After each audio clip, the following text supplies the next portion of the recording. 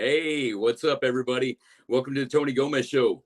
Today, I have the pleasure of interviewing Mr. Marc Rizzo, guitarist extraordinaire, and also guitarist for Ill Nino, Revenge Beast, and Bleed the Fifth. How you doing today, Marc? I'm good, bro. Thanks for having me on the show, man. Big fan.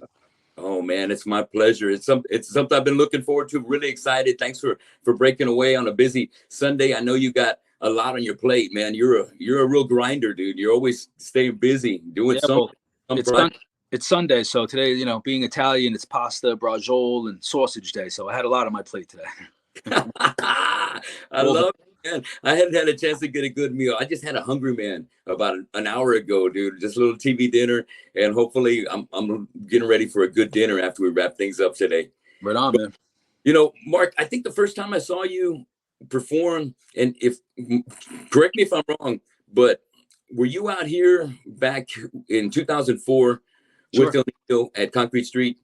No, I think that's when I had left Ill Nino. So that was probably the other guys after I left. I think the last time I played in Texas with Ill Nino was probably like 2002, maybe even Ozfest, 02. Wow, Yeah. Ozfest, man, that's killer. Yeah. Oh man, those are always some of my best concerts to go to year round. Sure. Man, and that night, Ill Nino fucking put on a badass show. My band Killer More at the time got a chance to open up, so yeah, that set the groundwork. What they were doing that night was everything you already set up with and did all the writing for, and then you ended up jumping from right there, and so you went to Soulfly after that. Yep. And before I jump ahead too fast, I also want to give credit, man. You got 5 solo albums that fucking kick ass, Thank and you.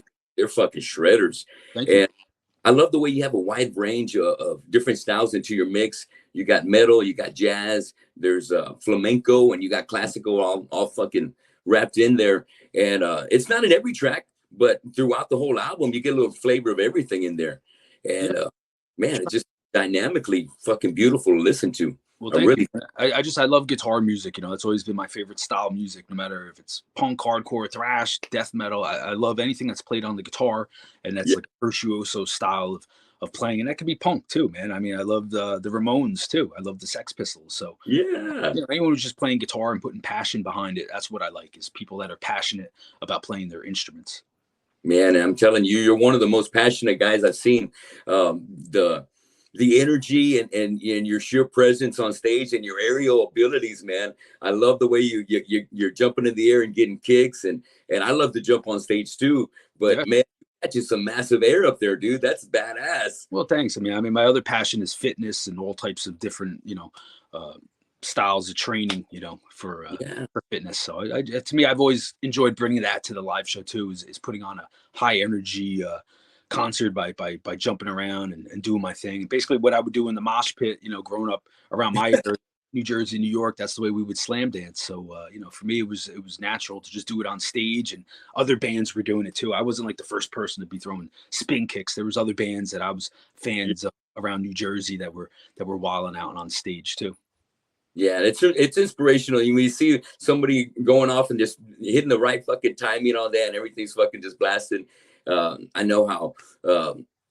You want to kind of bring that into the mix, dude. You feel that same kind of passion that you see someone else project out there, and they're like, yeah, I'm Yeah, gonna. that's the way I grew up going to shows. Around here was the shows were energetic. The crowd was insane, slam dancing. The people on stage, the bands were giving 100%. It was all about putting on a show and giving people their money's worth. I'm all about that. I think if someone bought a ticket to the show, man, you got to put on the show. You got to be prepared to get up there and play your instrument to the best of your ability. Practice, be prepared for the show, and also physically, put on an entertaining show. Dude, I'm telling you, absolutely, and that's why I know whenever I go see you guys, doing the streaming so far, and catching you guys over here, seeing you just go off on stage, dude. El Nino is a very fucking passionate band that Yeah. fucking makes it very well live, man. Between you and Marcus and Sal and the guys, Oh yeah, everybody goes nuts. I mean, that was something we were always, even back in the day, in the early years of El Nino, we were all very much aware of that. Like, we have to put on a show. We're going up there, doing tours with, you know, bigger bands that have a crazy show, and we have to give 100%. So we were always very aware of it. And when we would rehearse, we were probably one of the few bands that in rehearsal we would jump around and get our cardio up and be ready to rock out. Like whatever I did on stage at those old rehearsals back in the day, I did the same thing, just so I was always ready to put on a great show. Man, dude, now that's a real rehearsal right there. Like Yeah. stage like that. In our rehearsal rooms, we ain't gonna have the fucking room to do that kind of Oh, shit. we didn't But either, man. I definitely kicked a couple of guys once in a while, and you know, we made the best of whatever space we had, you know, at yeah, whatever rehearsal place. yeah, I dig it, man. I dig it. Well, you know, you started out, you know, got a good maybe 4 some odd years with El Nino there at the beginning. Did a good run with Soulfly, and now you were coming back around. It's time for El Nino again, and you even had some time to, you know, between all that, do your own solo albums. You Sure. had projects going on, of course, and right now on your plate you've got Revenge Beast, and you've also got Bleed the Fifth. Hmm. And man, it's you keep yourself freaking tremendously busy, and you know that's really exciting, man. I'm glad to see that you got that tremendous drive, and you haven't let up one bit ever No. since I've Hmm. seen any kind of post that you've created. It's always, man, there's always hustle, man, always hustle, and yeah, I got so much respect for all that drive. Well, thank you, dude. I mean, I love metal. You know, I'm a metalhead. I love metal. I love playing guitar. Guitar is everything for me. I practice all day long. You know, for me, it's not even work. You know what I'm saying? So the more projects, the better. You know, the Revenge Beast project was something I started during the pandemic with my buddies that are in that band, and yo, I think it's gonna be one of the best metal records to come out this year. It's just like straight up old school groove death metal. Yeah, And then the Bleed the Fifth project, you know, Tommy Vex is a good friend of mine. I've known him for years, and you know, he hit me up, asked me if I wanted to be part of this Bleed the Fifth project, and I was a huge fan of Divine Heresy. A lot of people know I did a lot of guitar solos on that record, and wow, so it made sense for Tommy to hit me up and for us to do it. And I'm super stoked for that project. You know, with Tommy, with Bill Hudson, who's an awesome shredder, who I'm excited to work with, and Tim Young and Adam Deuce and Logan Mader. So. Yeah, we're excited, man. You know, I just want to stay busy, and then of course El Nino. You know, we got our new record coming out soon. We got this tour coming, and it's been amazing working with this new version of El Nino, man. It's just like a new and improved version, and that's why I rejoined, man, because I'm like, yo, I want to be part of this new version. man, I don't blame you one bit. I see the way you know, Dave has brought in Marcus, and it really just Marcus is such a great fucking front man, Yep. and such an Well, excellent. that's what really made me want to come back. You know, when I heard that Marcos was going Yeah, to be part of it, I was a huge fan of you know, his past band Shattered Sun, right? And yeah, I toured with them back in the day. I've known Marcos for a long time, and so when I heard that he got the gig now to sing for El Nino, I'm like, yo, sign me up, man, because I'm just a huge fan of him as a person, and also his vocal ability, you know. And all the other guys are awesome too. Sal, Miggy, you know, Danny's back in the band, Laz and Dave. So it's a whole new era of El Nino. It really it's a completely different vibe, and even musically, I think it's more metal. You know, it's not as like new metal as it was back in the day. I think the vocals, Marcos' style of singing is just way more, just tougher and more metal. So that's what I'm in. I couldn't agree with you more, man. It's a new resurgence. You guys are just, you know, are your prime, man. You know, you guys sounded Yeah. badass back then, but it sounds like right now you're hitting your prime. I, So, I you know, again, it's a new era of the band, man. So you know, I don't think I would have came back if it wasn't this new and improved sound, and I love honestly the newer songs that I wasn't even really part of writing with. I like it better than the old stuff, man. Like I'm crazy about the songs that they were writing before I came back. You know, yeah. great riffing and great vocals. To me, it's just more metal. So sign me up. Is the new album going to be called Immortals? Yes. Oh, okay, awesome, awesome. So most of that material was already put together before you came back. A lot of it was, and then I just, you know, the guys wanted me to add solos, and I added a couple more Yeah. riffs, some acoustic stuff. But most of it was written, and I was crazy about it. You know, when I first heard the stuff they were doing, the new sound with Marcos, I was like, "Yo, man, this is awesome, man. I want to be part of this." Oh, hell yes. Hell yeah. So good to have you back in the band, man. It's awesome. Fuck yeah. I love all the live videos that you guys have been able to put out from all the big festivals that you've been a part of, you know, within the past, you know, 6 months or so. We've been very lucky and fortunate that we were asked to play all these big festivals all over Europe. You know, there's been so much excitement about the new version of Ill Nino and my return coming back. So it's been awesome, man. You know, because it was a rough year during pandemic. You know, when I split from Soulfly, I know a lot of people were bummed out. But the minute it was announced that I was coming back to Ill Nino, like people didn't even care anymore, man. They were just so excited for this new version of Ill Nino, as was I. So. Yeah, absolutely. Exactly. Once they knew it's like, okay, you're back in El Nino. All right, badass. Yeah. We're set. We know Mark's fucking found a home. He's going to be fucking kicking ass with these guys again, his brothers. It was perfect timing, you know, because again, it was just a whole new vibe for the band. We did this live feed during the pandemic, which was a genius idea. Yes.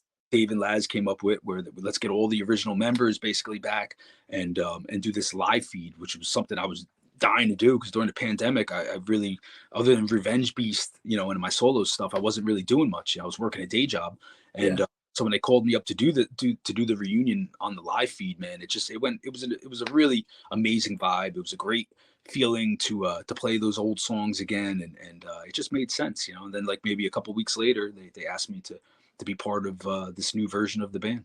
Yeah, man. Also, I caught that stream, man. That was awesome, man. I got the little backstage before the stream started and all that. It was super cool, man, because, you know, with COVID going on, there was no way for us to go to any shows. So it was fucking badass that you're one of the few bands that got out there and put a show on for us that needed that, you know.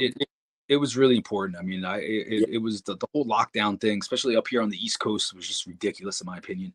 And it just felt good to reconnect with everyone and get in a room and jam. You know, I mean, it just was great, and I super appreciate that they came up with that idea to do it. You know, because I was watching other bands like Sepultura was doing these live feeds, and it was incredible to see people rocking out and getting together during that time. Making the best of the situation. What else can we do? We gotta, you know, improvise, adapt, and overcome. And I'm glad that, you know, everybody figured out a way to finally get it going, and we got our metal fixed one way or another. And you know, so how does it feel now to be able to celebrate 20 years of fucking Confession and being able to have this tour coming up? We're going to be doing the entire album. It's pretty cool because I know a lot of people really love that record, and I had left right when that record, I had recorded the guitars on the record, me and Jardel, and I never got to play those songs live, you know. So for me, it's pretty cool. You know, I don't think I really saw how important that record was to people, you know, and I'm starting to really see it now 20 years later that people really did love that Confessions record. And I was a big part of the writing process and the recording of the guitars on that record. So it's cool now 20 years later, you know, with this new version of the band, to get out there and play these songs that I was part of, man. So I'm excited to get out there and rock out to all the fans, man. It's gonna be awesome. I think everyone's gonna be freaking go crazy for that whole fucking album, man. It's got a great feel. It was one of the best albums of the year when that hit.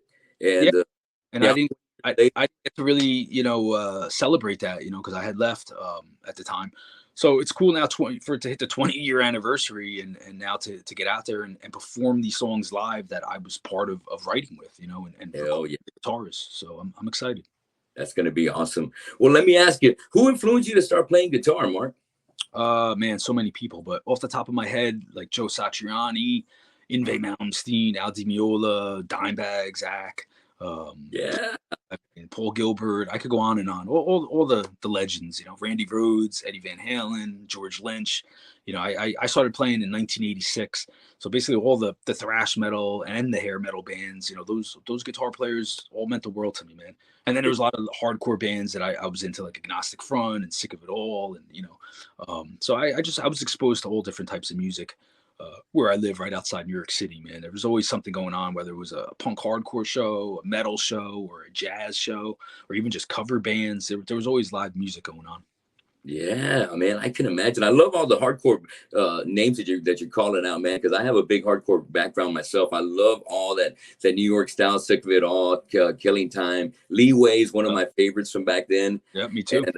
Well, a lot of people, you know, Ill Nino, we came from that scene. You know, original singer was Jorge from Marauder, and you know, that's right.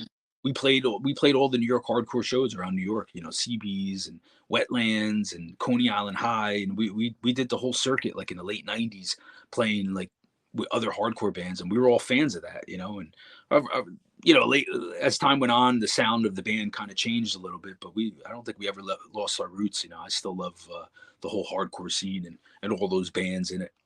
Yeah, absolutely, absolutely. That attitude and the ferocity that you guys bring has that hardcore fucking taste to it and that feel to it, man. So Our live show was based on that. Again, all the jumping around on stage, that all stemmed from, you know, playing hardcore shows, going to hardcore shows, yeah, the mosh pit, you know, that's what it stems from. right. Fuck yeah.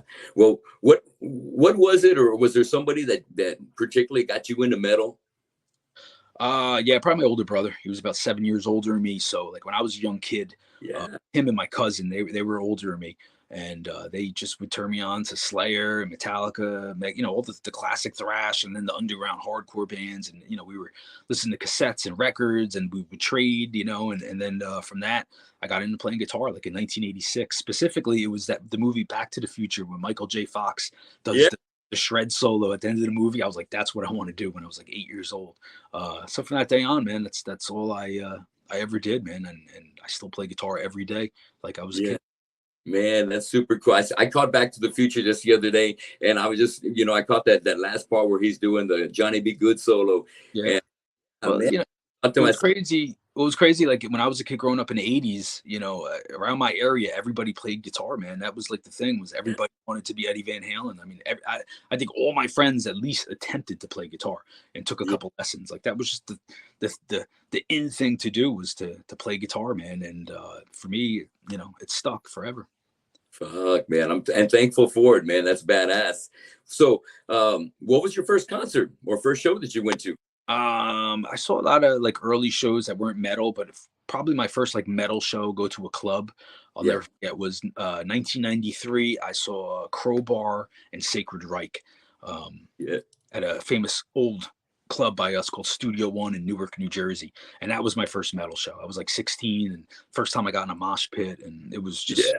I just got addicted to it. And then every weekend I went to Studio One, and you know, it just became like my home base, man. And then around the corner from Studio One in Newark, New Jersey, was a punk hardcore club called the Pipeline. And I would be every Thursday night, they had like punk shows, and then on the weekends all the metal shows would be over at a Studio One.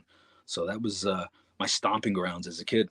Absolutely, man. I like the flair of, you know, on Thursday night you got punk night, metal nights, or on the weekends. Yep. Fuck, dude, that's badass. There was And, always shows going on back in the 90s when I was a teenager, man. There was always shows going on, man. I saw so many great metal hardcore shows, and then even just like great jazz shows, instrumental guitar shows. There was always something going on back in those days, man. It was incredible. that's awesome. Over here in Corpus, we don't have the luxury. You know, San Antonio, Houston definitely has it going off in Austin, obviously. Sure. But Corpus, hey, we got to make the best of any opportunity we get to get some live music down here, what of any genre. Yeah. And but when we get good people, shit, we pack the house. Absolutely.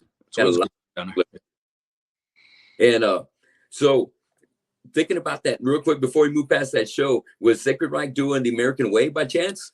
No, I think it was the record with the song Independent. Was that American? Ooh, it was already on the Independent tour. Okay. Tours. It was right when Independent came out, because I remember it was on Headbangers Ball, and I loved that video when it dropped. And and Crowbar, I don't remember what record they were on, but it was like 1993. Love Kirk, man. Love Kirk and Crowbar and what he does and fucking grinders right there, man. So awesome. So what was the first band that you started with? So I had the first real band where we went out and did gigs around New Jersey at clubs and stuff was a band called Crankcase. And it's funny, we were kind of like a metalcore band, you know, we were like a hardcore band, but we had a lot of like shred solos and technical riffs and thrashy and kind of on the death metal side. So it was a total crossover. We called it deathcore at the time, you know. But we played all around Jersey, New York City. We opened up for some other bands, you know. We opened up for Propane. Actually, when Dave Shivari was in Propane, we opened up for them at the old Stone Pony. You know, we opened up for Napalm Death. I think my first show ever was opening up for Fear Factory, actually, at Studio One. So that was one of my first bands. And then I had a death metal band after that called Thanatopsis. And then through that band is how I met Christian, the old singer from Ill Nino.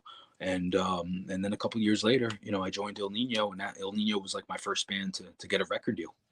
Wow. Okay. So that was the evolution right there from one band to the next. Hey, okay. Yeah, Damn, I dig that, man. That's badass. yeah. Um, okay. Well, shit. I was wondering, how things got formed with El Nino. Was it Christian that was the catalyst that kind of pulled everybody together for it? Well, Dave was older than us, and he was playing in bands that we all looked up to, like MOD Yeah.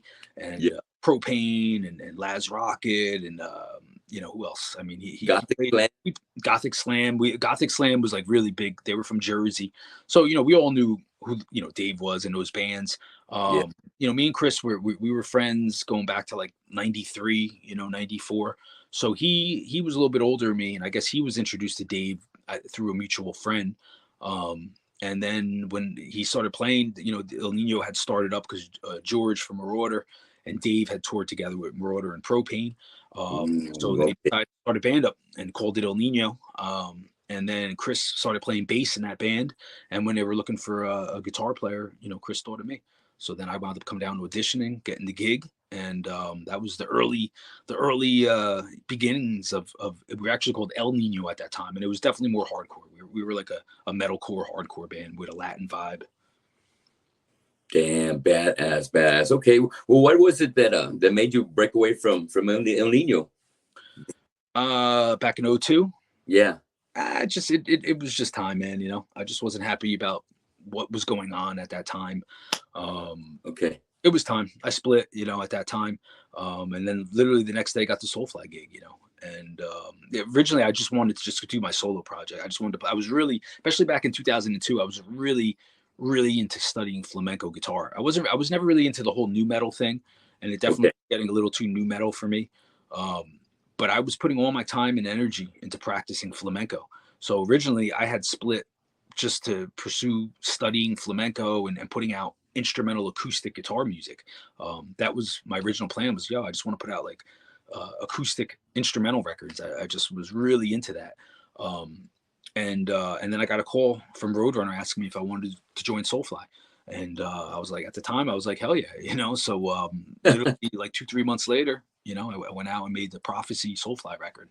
And the thing, because I was so into flamenco, I brought that vibe to Il Nino back in the day, and then I brought it into the flamenco influences, because that's really what I was into at the time and what I really wanted to pursue. Man, I dig it. That flavor is gonna come out in pretty much anything you're gonna be a part of because it's you, and so it's gonna come out one way or another. And I think once people, whenever people would hear me in the dressing room yeah, playing and practicing that stuff, everybody was like, "Come on, we got to put it on the record." I mean, that's how it happened with Soulfly.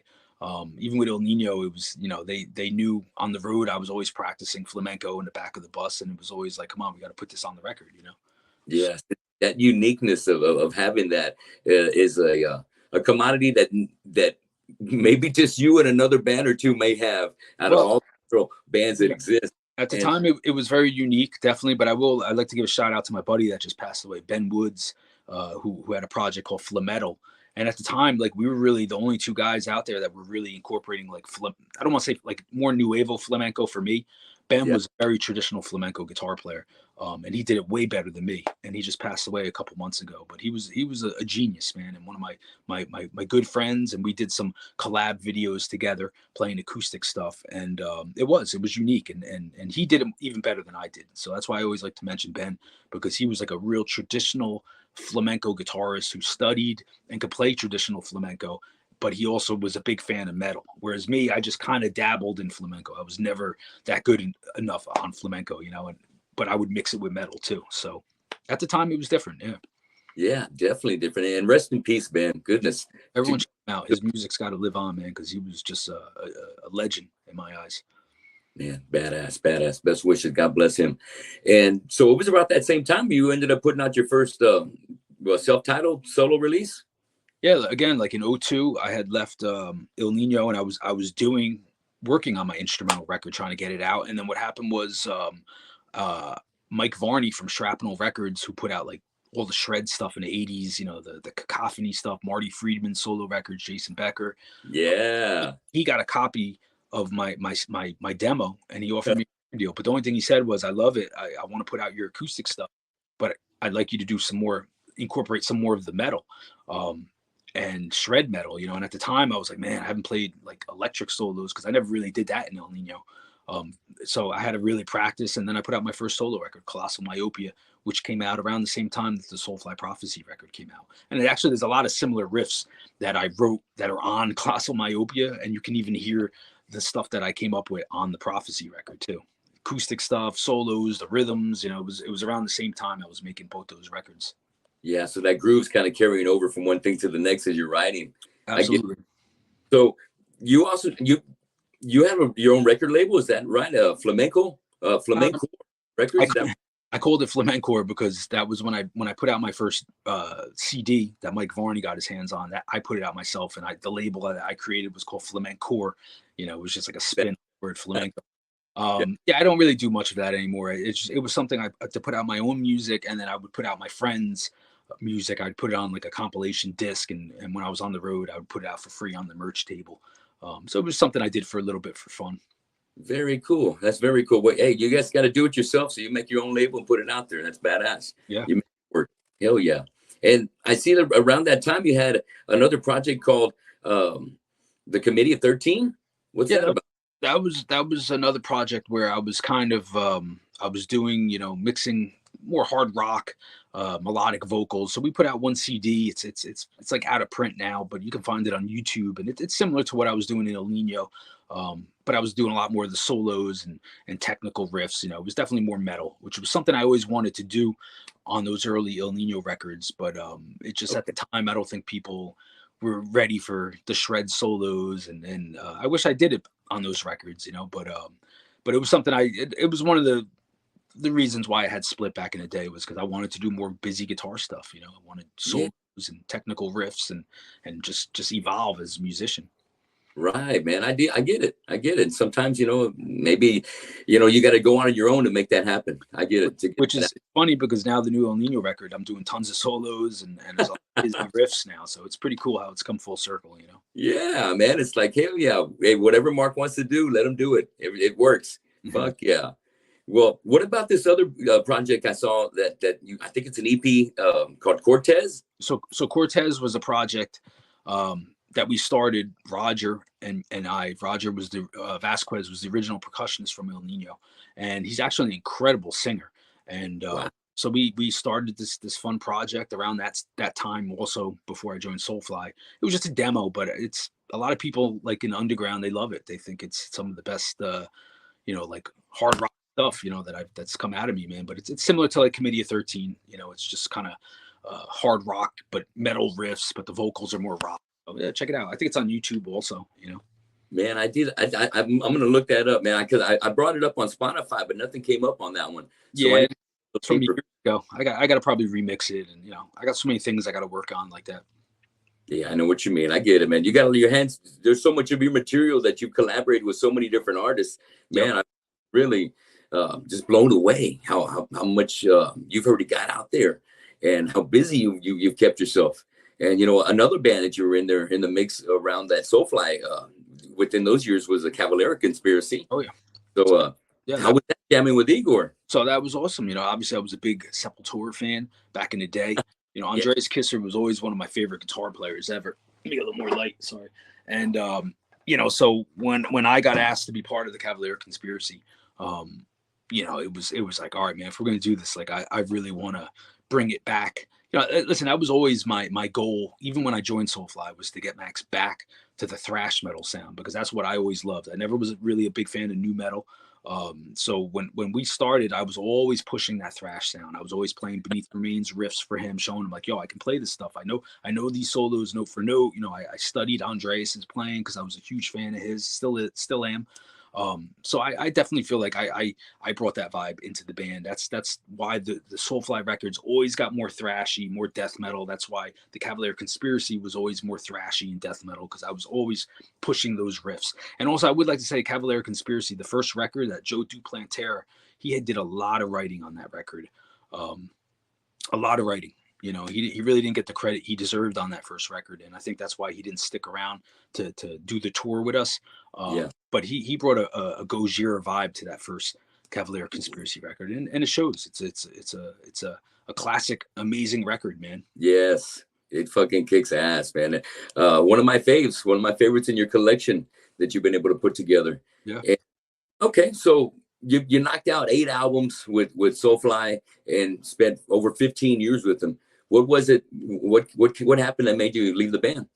I mean, listen, I talked about it a lot, I'm trying to move forward now, but basically it just, when COVID hit, there was just a complete lack of regard for the band, that we're not part of the family and the crew guys. And I just said, you know what, man, if the right thing isn't going to be done during this time, then I don't want nothing to do with it when it's time to hit the road. I gave 18 years of writing, working hard, giving all my time away, my whole life, to dedicate to this. And when COVID hit, like the door was just shut on trying to help anybody out financially and to try to generate money. So I said, man, I'm done. I want nothing to do with this anymore.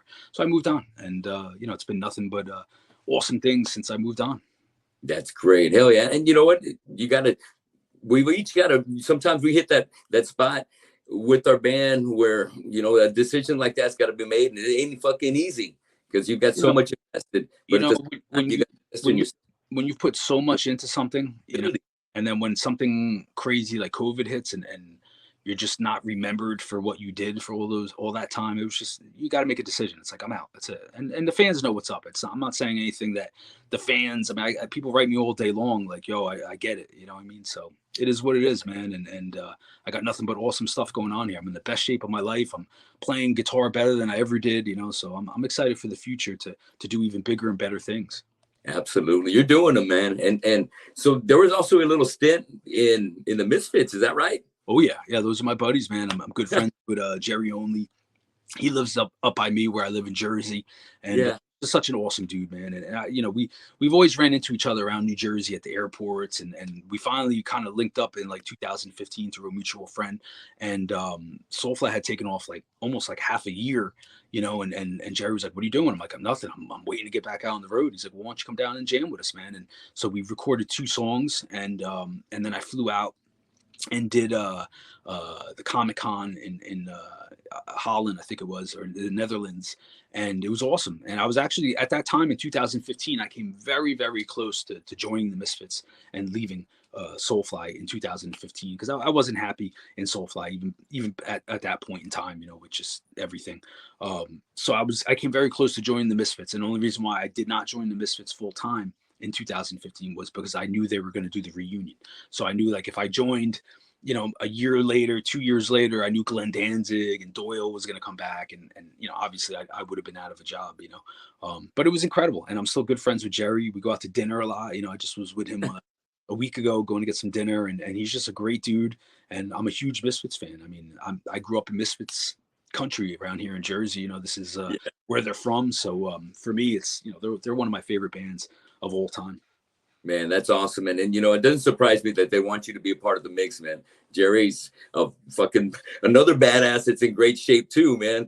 True legend, man. I mean, he's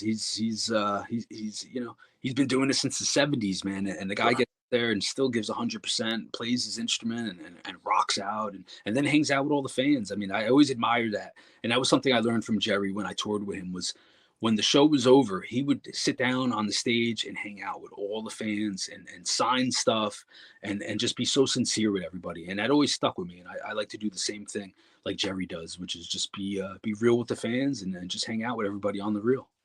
Absolutely, man. And the fans always appreciate that. When we go see our stars, man, we love that. We love that when they can just share a minute or two of their time, take a picture, answer a couple of questions. Yeah. It means the world to us. It really means the world to us. Yep. And people always remember how you make them feel. They may not remember a lot of shit, but if you make people feel good, like Jerry makes his fans feel good, and like you've made your fans feel good, man, they're fans for life. They're fans for life. Absolutely. Yeah. And I love that you got your own instructional video, your own DVD, man. That's badass. Fucking I think it's on Shred Levels 1 and 2. Fucking awesome. Yeah, I did that. A company, Rock House. That came out in 2006 or 7, I think. And it was cool. It was a fun experience. We put out the DVD. It was in all the Guitar Centers. It basically covered a lot of like stuff that I play on my solo records. So if anyone wanted to learn what I do on that first solo record, it's basically all on that DVD. But YouTube changed everything, man. I mean, once YouTube hit around a couple years after '06, that whole DVD has been uploaded so many times to YouTube. So I think it's out of print now as far as it being a DVD. But yeah, I used to sell it at my shows. Yeah. Man, that's badass. That's really awesome. Just capitalizing on all your skills, man. That's really awesome. I like the entrepreneurship that you're showing right there. Thank you. And so, how did Revenge Beast get started? So yeah, basically, when COVID hit, it was crazy, man. Because like the last show I did was with Soulfly, March of 2020, I think it was, at the Heaven and Hell Festival in Mexico City. And then the minute I got home from that, everything just completely shut down. And there was no plan whatsoever. I've talked about this in the past, but just the right thing was not done from Soulfly towards me about what the plan was going to be for the year for everyone to make money, a living, to do so. It was a hard time, obviously, and right. So me and the guys in Revenge Beast, they had another band called Purgatory Earth that I had produced their record. There were some friends of mine, Doug Brennan and Jay from Baltimore, from this band Purgatory Earth. And I was like, yo, man, I'm home. I'm not doing anything. I'm just like writing music and stuff. So we started sending stuff back and forth.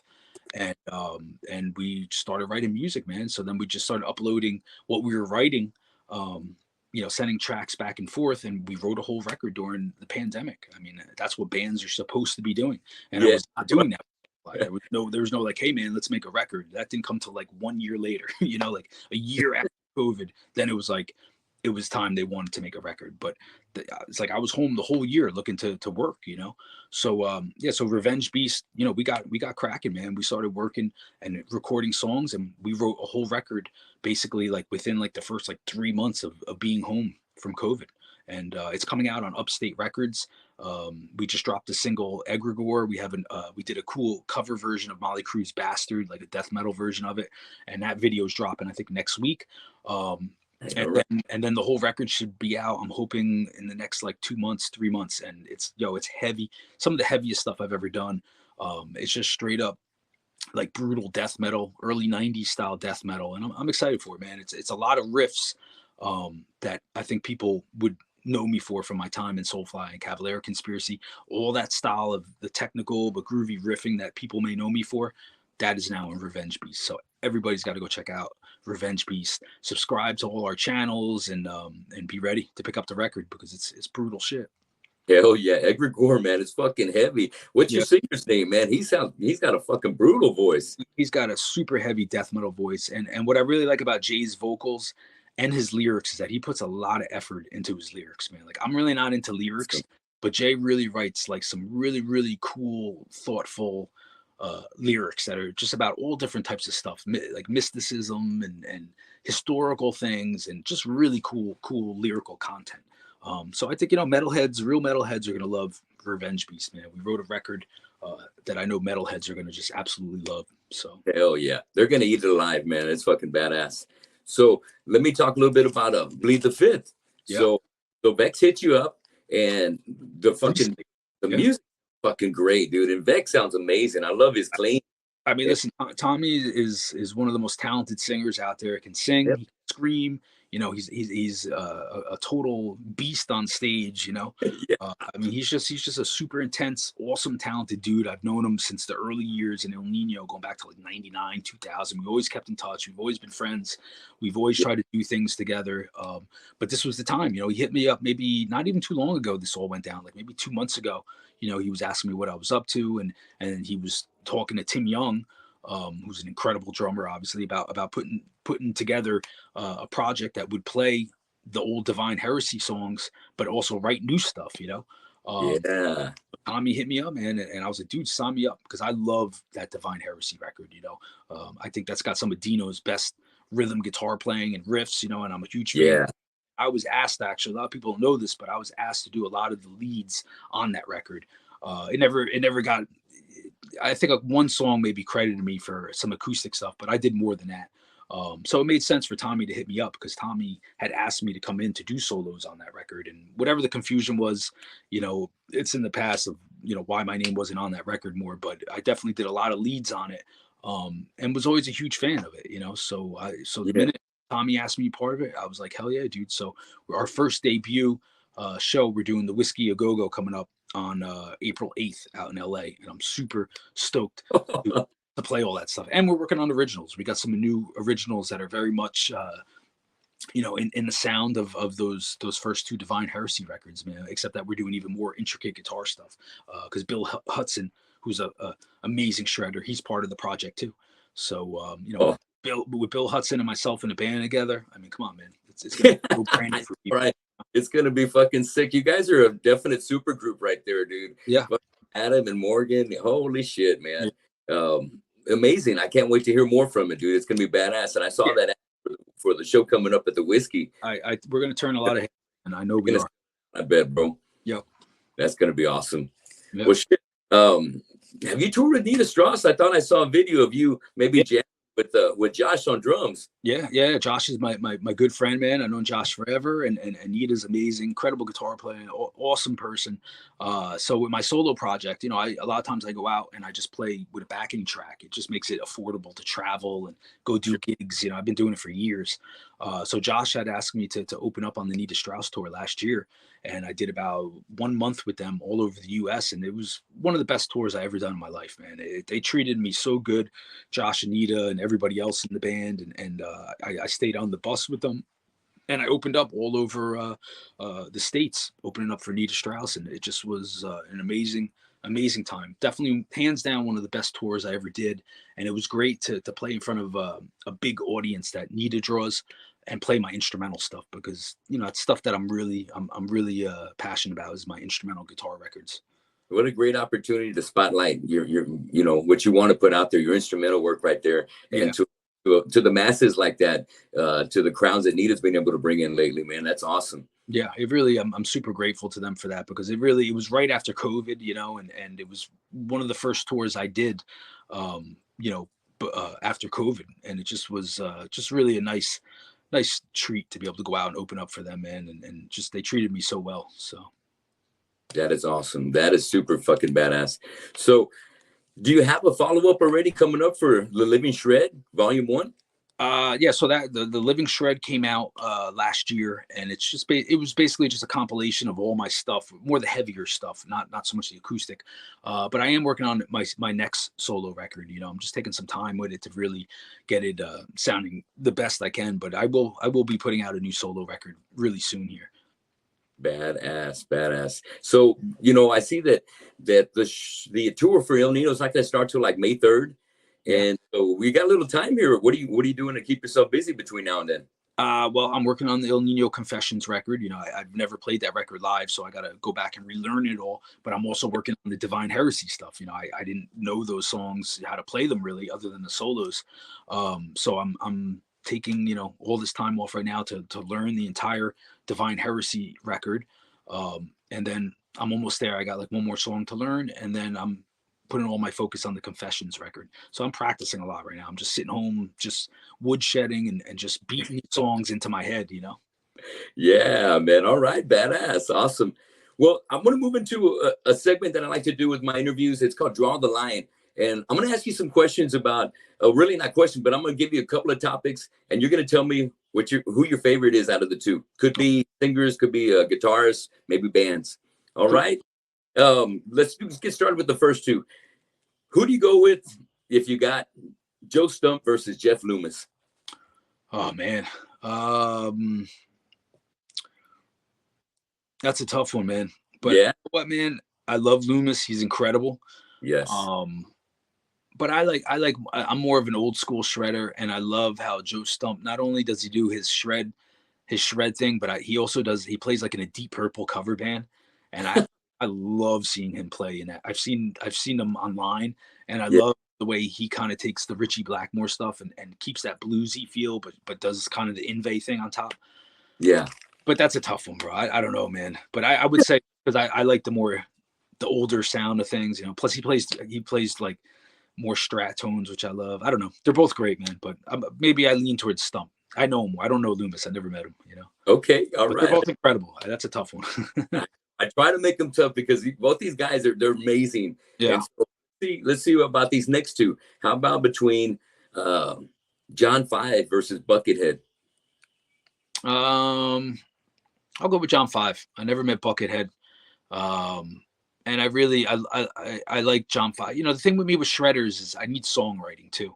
And I really like John 5's songwriting. I think it's the solo stuff. He put out that one record on Shrapnel back a couple of years ago, and I really enjoyed that record a lot. So I'm gonna say John 5. Killer, man. John, he's right now. He's on the road, Motley Crue. He's having a good old time filling in for Mick Mars. Yep. Trip, man. That's badass. I'm glad that he's got that big gig going on. That's awesome. Well, these next two guys are like, they're a couple of the kings, but not only the shredders, but they're also on the mic. Who do you prefer out of Dave Mustaine and James Hetfield? Guitar playing wise, I prefer Dave Mustaine. I think he's very underrated as a guitar player. But vocals, I prefer James Hetfield's old vocals from back in the day. Yeah. But you know what, man? I'm probably let's go with Dave Mustaine just because I really Megadeth is one of my favorite bands of all time, and I don't think Megadeth ever put out a bad record. Whereas I don't like some the later Metallica records. But so I'm gonna say Dave Mustaine. Let's go with him. I dig it. Metallica's taken some chances and done some different things, but Megadeth really hasn't taken those kind of chances. They've done a little bit of everything and always kept it interesting.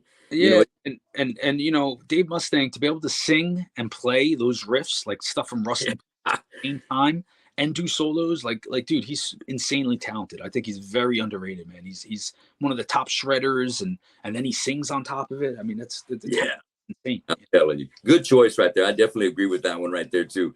Now we're gonna go to some vocalists. How about these two greats for fucking Sabbath? Who do you prefer out of Ozzy and Dio? Obviously, that's a tough one. Listen, I love Ozzy. Who doesn't love Ozzy? We all love Ozzy. Yeah. But Dio is one of my favorite singers of all time. I mean, I love, I love Dio. So I'm gonna go with Dio.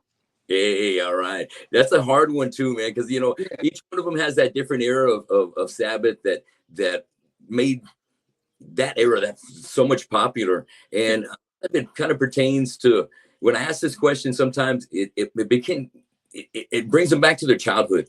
Did they start listening to Sabbath when Dio was around?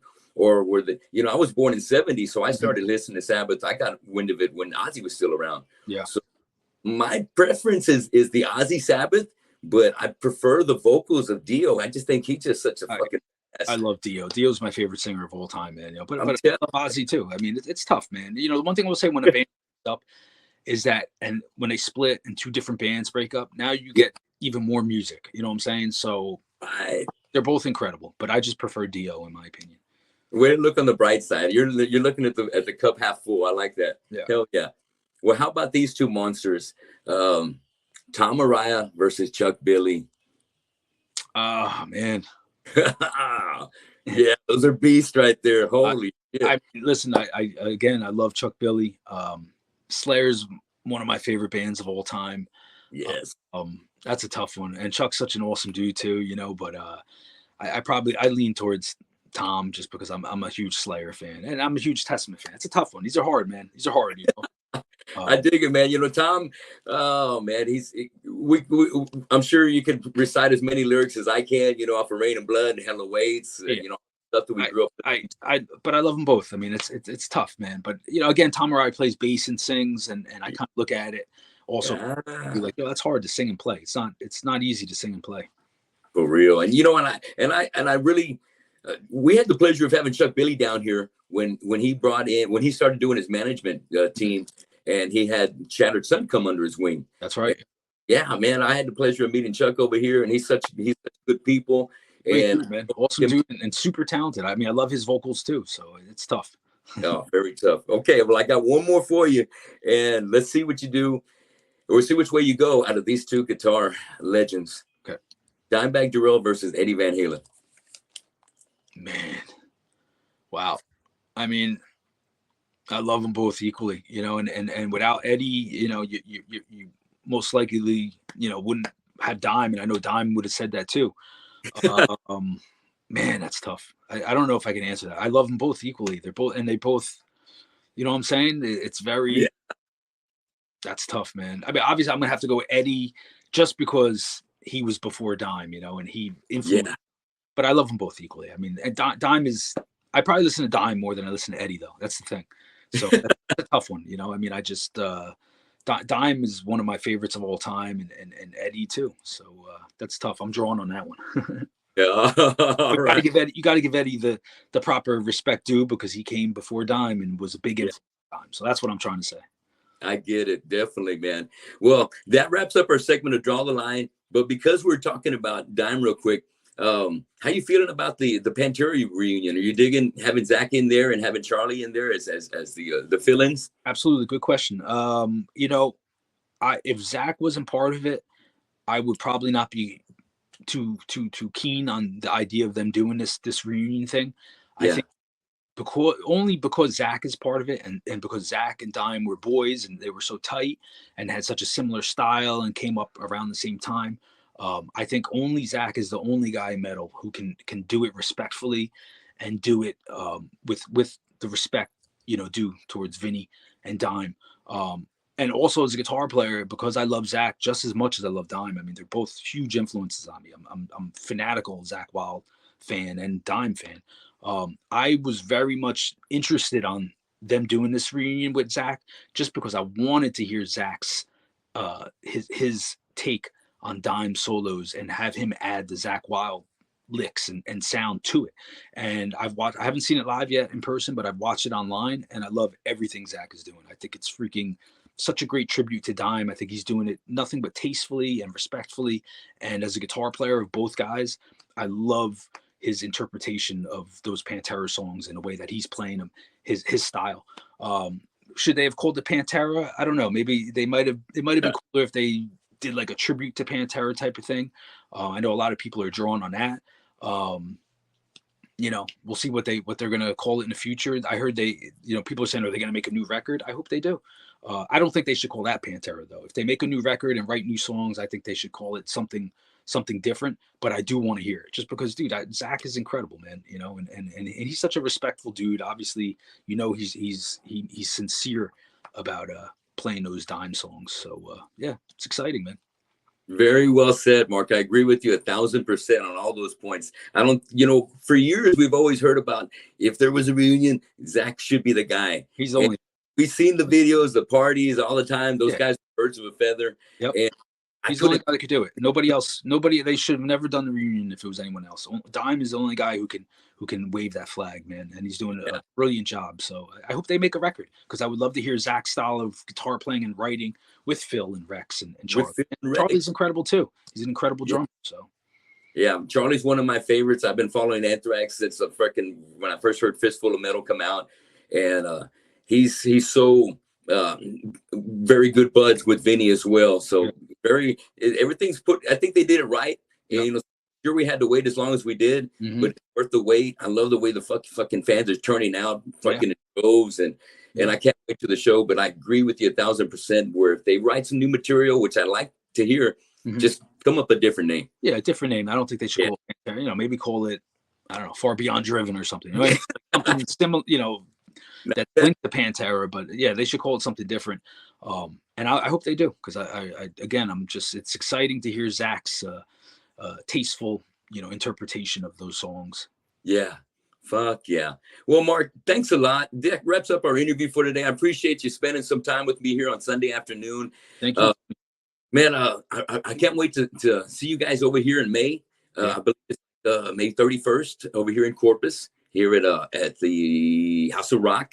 Nice. And God bless that everything works out. So you have a successful tour and you make it over here and we get to enjoy Ill Nino doing the entire Confession CD. Man, I'm looking forward to it. It's going to be awesome. You too. I'm stoked. Before we blaze, I want to make sure everybody can keep in touch with you on my show. So how can everybody catch you? You got your own YouTube channel, and where can they find you at Instagram and so forth? I'm on all the social media, hit me up on Instagram, Facebook, subscribe to my YouTube channel. That's where I put up a lot of my videos. And I'm active on all that stuff. I mean, I hang out and talk to everybody. I do my live feeds from time to time. So I'm online. Awesome, man. And when's your next show? I'm playing, I got some just local things coming up Yeah. that are more like jazzy flamenco things. I do that for fun. All right.